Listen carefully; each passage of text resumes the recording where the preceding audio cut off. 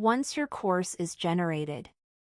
To export the course, click the drop-down in the top right panel and select either SCORM 2004, SCORM 1.2. SCORM allows courses to be uploaded and tracked across different learning management systems, LMS. For sharing your course, click the Share button, enter the email, choose Who Can View. Here you also have an option to Who Can Review, which will send the link for the review of the course.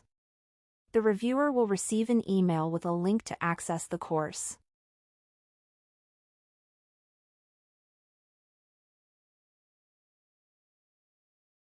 Here the reviewer can share his comments, and it can be resolved and replied by the course creator.